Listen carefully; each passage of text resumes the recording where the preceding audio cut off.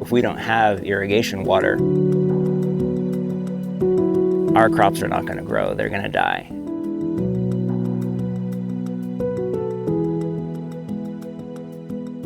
Here at Feed and Crane Farm, we have what they call a micro pond. It's not a reservoir, but it has over 1 million gallons of water in it.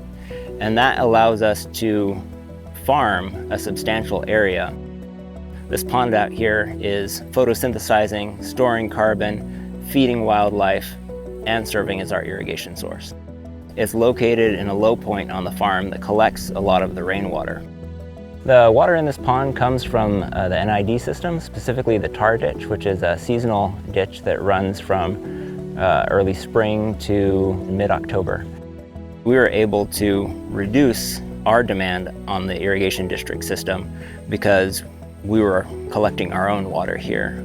We're just one of the few farms that's really made a focus of trying to grow year-round and having really early produce, just because we have the opportunity and really have that desire to employ your people year-round and create that sort of strong economic system, strong economic base for everybody in the farm community. Over here, we're in one of the areas that we planted earliest. I believe this was end of February, maybe even late February. We planted this out. We've got broccoli, cauliflower, a few different varieties of cabbage. The cauliflower is coming on right now. Got some nice, beautiful heads out here. And we were able to plant this because we had the pond water. Here we are in early May. The ditch has been running for over 3 weeks. I've had our irrigation box open for 3 days.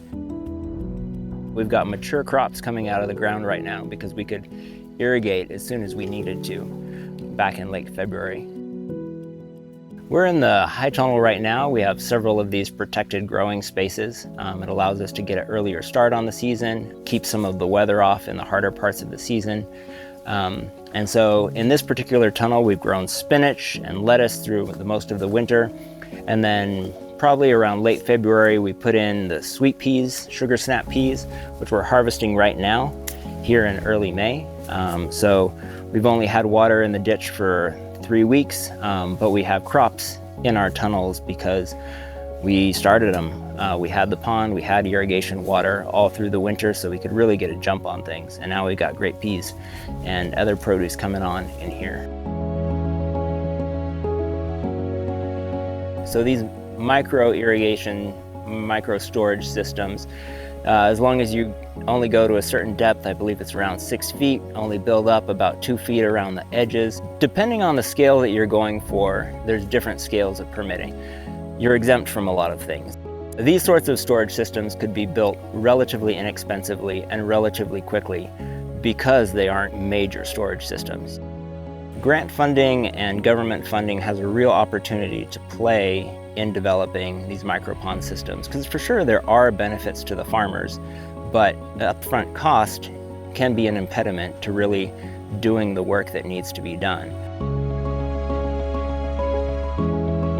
Having government funding to expand this network also recognizes all of the benefits to the larger community that a network of microponds would provide. The environmental benefits, the groundwater benefits, stormwater catchment, fire suppression.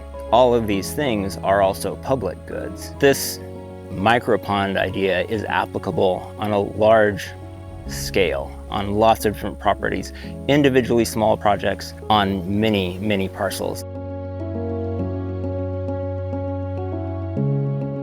Each one of these ponds will build the story of what micro storage can really do in this community.